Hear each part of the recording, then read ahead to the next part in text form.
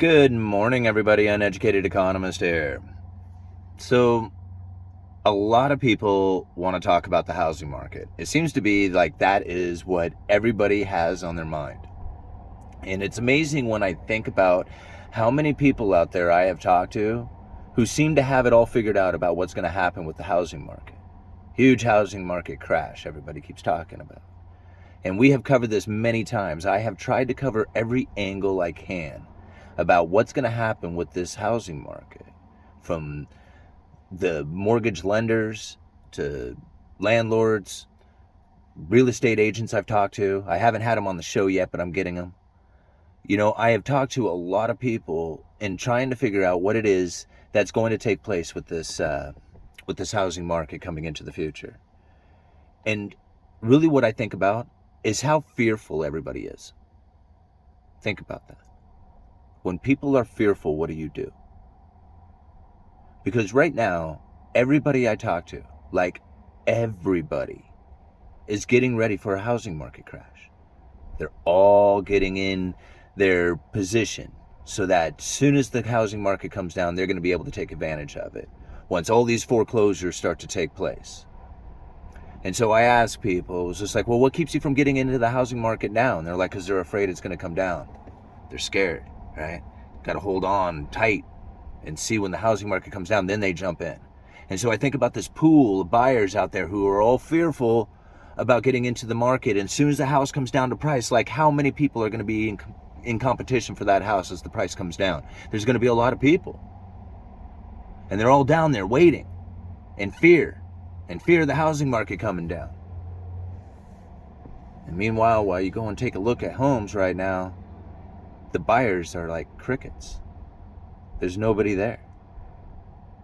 What do you do when people are fearful? It's interesting to think about because everybody is concerned about a housing market crash. Everybody is. Nobody seems to be thinking about how it is that the housing market is going to continue on. It's about how much it's going to crash and not if but when. So we see in all the aspects that you could possibly see the housing market, we see it coming down. Sales are coming down. Starts are coming down. Buyer traffic is down. Everything is down. Refinancing is down. Everything that has to do with the housing market appears to be down.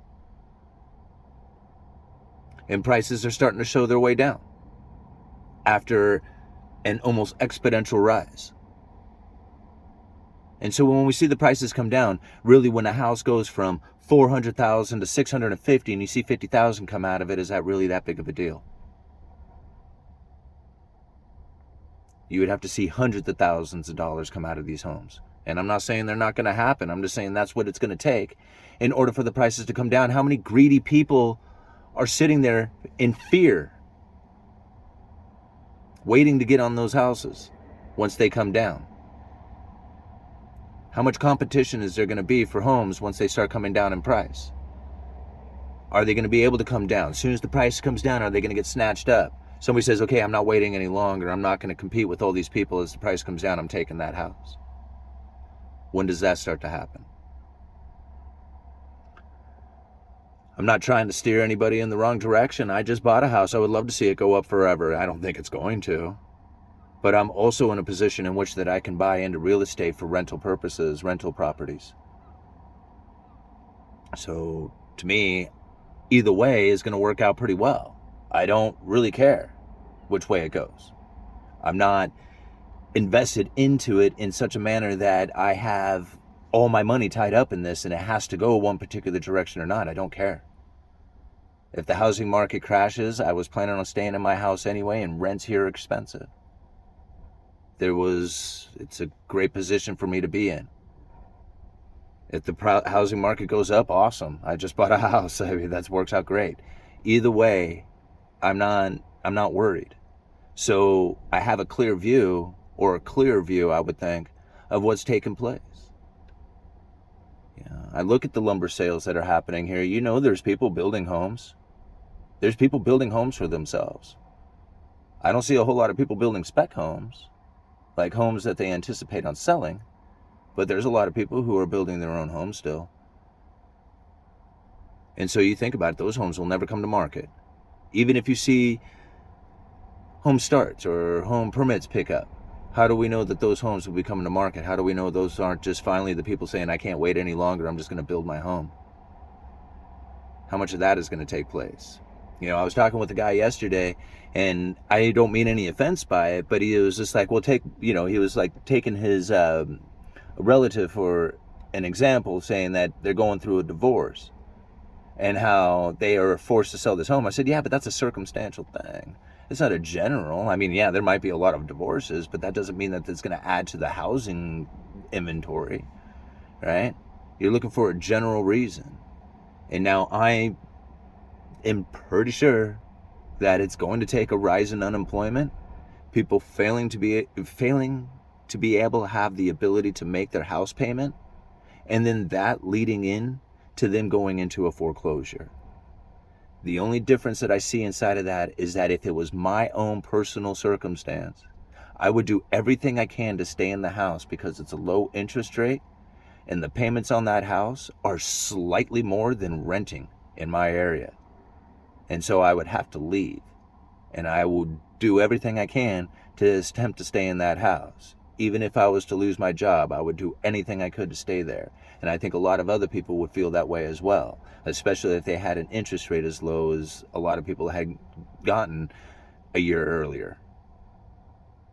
You think about it, there's not a lot of homes that are being sold right now. There's not a lot of high interest rate even in the mortgage market right now. Everybody is sitting on low interest rates from all the refinancing and previous, purchases that they made. I don't know what's going to happen with the housing market with interest rates, but the Fed has promised us pain. And what I mean by pain is that they are going to keep the interest rates elevated for a significant amount of time. We are going to see this, and there's very little doubt from just about anybody that there is going to be any kind of reversal coming from the Federal Reserve. They talk about the Fed backing off. They didn't back off on really anything. They went from lifting their interest rates from 0.75 of a percentage point to 0.5 percentage point. It's still a significant amount, and we are now feeling the effects of what it is to come out of the neutral position from the Fed funds, where they are neither accommodating nor restricting the economy. We are now going into a restrictive economy. We'll see what happens with this. If unemployment rises, then I would say, okay, the housing market's gonna, you're gonna start seeing prices come down. But if that unemployment doesn't rise significantly, causing the foreclosures, or at least causes the lack of payments going into these homes, and then the foreclosures to kick in, if we don't see that rise, I don't know what it is that's going to cause the inventory levels to go up enough or significant enough to bring it down into that pool of buyers who are just sitting there on a pool of cash just waiting to get in. I mean, think about it. You could wait till that happens and you can be in competition, but right now there's nobody looking at these homes and the rents are high. Think about what the institutional buyers are doing right now. Uneducated economist, you guys let me know.